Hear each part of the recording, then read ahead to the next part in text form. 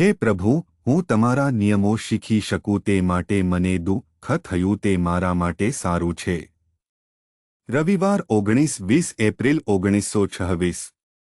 આજે સવારે અમારા ધ્યાન માટે મેં એફેસીઓને પાઉલના પત્રમાંથી પસંદ કર્યું છે. પ્રકરણ 5 શ્લોક 16.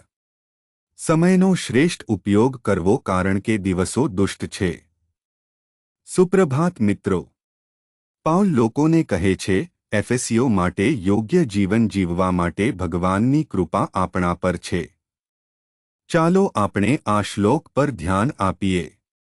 આજની સવારના ધ્યાનની થીમ છે, સમયનો શ્રેષ્ઠ ઉપયોગ કરો. એફેસીઓને લખતી વખતે પાઉલે ખ્રિસ્ત વિશે વાત કરી, તેમના જીવન અને કૃપા જેના દ્વારા આપણે વિશ્વાસ દ્વારા બચાવવામાં આવ્યા છીએ. આ પ્રકરણમાં તેઓ ભગવાનને લાયક જીવન જીવવાની વાત કરે છે. સંસારનું જીવન જીવવા માટે નહીં, પણ જે સારું અને સાચું છે તે પસંદ કરવા માટે. તે કહે છે કે ભગવાનમાં કાળજીપૂર્વક ચાલો, કારણ કે તે કહે છે કે દિવસો દુષ્ટ છે માટે સમયનો શ્રેષ્ઠ ઉપયોગ કરો.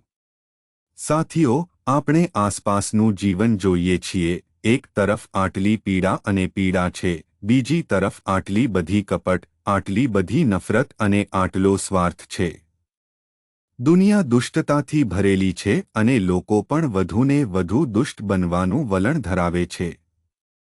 આ પડકારજનક પરિસ્થિતિમાં આપણામાંના દરેકને સમયનો શ્રેષ્ઠ ઉપયોગ કરવા માટે કહેવામાં આવે છે કારણ કે આપણા બધાની પાસે સમયની મર્યાદા છે અને તે આપણા માટે ભગવાનની ભેટ છે.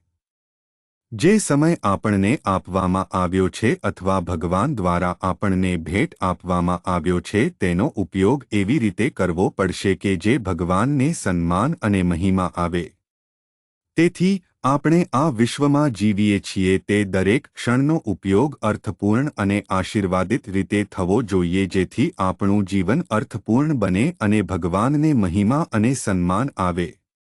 આપણે ભગવાનના હાથમાં સારા કાર્યો કરતા નિમિત્ત બનવું જોઈએ જેથી ભગવાનને મહિમા આપવા માટે આસપાસ ઘણા સારા થાય. મિત્રો, આપણે આપેલા સમયનો શ્રેષ્ઠ ઉપયોગ કરીએ. પ્રાર્થના. કૃપાળુ ભગવાન અમારા સ્વર્ગીય પિતા, અમને મદદ કરો પ્રભુ, ખ્રિસ્તના નામે અર્થપૂર્ણ રીતે સમયનો ઉપયોગ કરો હું પ્રાર્થના કરું છું. આમીન.